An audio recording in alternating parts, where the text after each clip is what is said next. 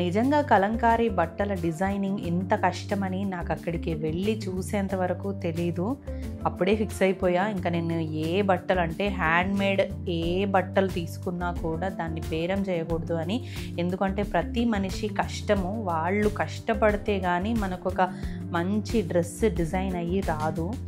ఈ కలంకారీ బట్టలు డిజైనింగ్ అనేది మెషిన్ మేడ్ అయితే కాదు, ఒక మెషిన్ తోటైతే చెయ్యలేరు.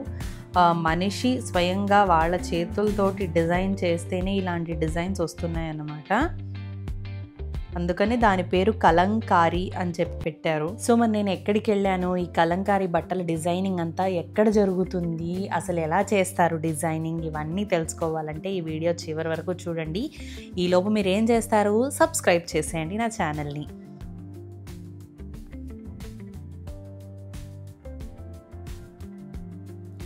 మచిలీపట్నం నుంచి ఒక హాఫ్ అన్ అవర్లో ఈ పెడన అనే ఊరు వస్తుందన్నమాట.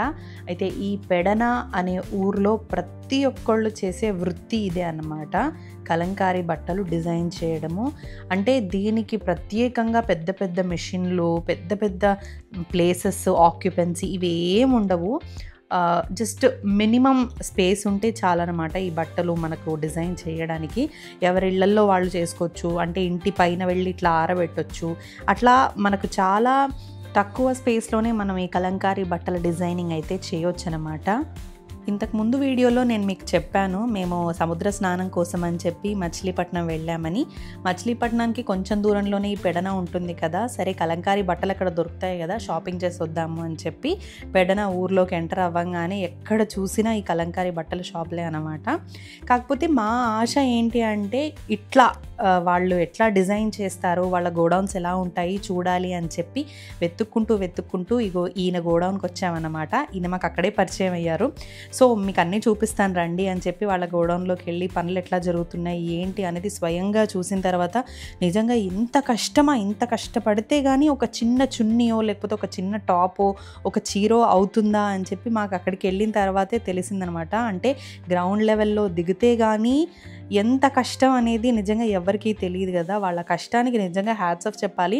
అంటే ఇంత కష్టపడ్డాక కూడా వాళ్ళకి మినిమం అమౌంటే వస్తుంది కదా, అందుకు నాకు చాలా బాధేసింది. సో అప్పుడే నేను ఫిక్స్ అయిపోయాను అనమాట. ఇలాంటి చిన్న పరిశ్రమలు చేసుకునే వాళ్ళు, అంటే పెద్ద పెద్ద షాపులలో కాకుండా చిన్న చిన్న షాపులలో వాళ్ళు సొంతంగా తయారు చేసుకొని నడుపుతుంటారు కదా, అలాంటి షాపులలో కొన్నప్పుడైతే నేను ఇంకా బేరం చెయ్యకూడదు అని ఫిక్స్ అయిపోయా వీళ్ళ కష్టం చూసిన తర్వాత. పెద్ద పెద్ద డిజైన్స్ కావాలి అంటే ఇందాక మనం చూసాం కదా, ఒక జాలి లాంటిది పెట్టి దాని మీద కలర్ పేస్ట్ లాంటిది పూసి అటు ఇటు అంటే ఆ కింద ఉన్న బట్టకి డిజైన్ వెళ్ళిపోతుంది అనమాట.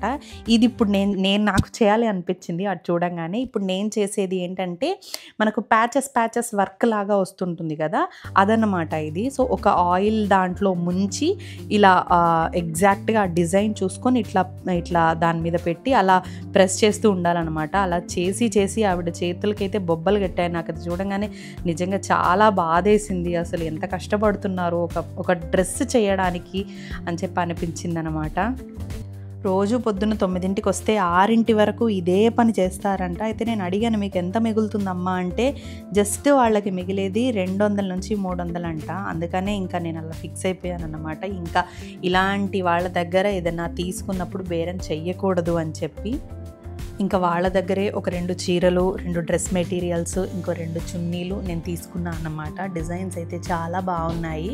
మీరు కూడా ఇలాంటి ప్లేసెస్కి వెళ్ళినప్పుడు ఇలాంటి వాళ్ళని ఎంకరేజ్ చేసి వాళ్ళ దగ్గర బేరం ఆడకుండా మీరు కొంటారని నేను అనుకుంటున్నాను.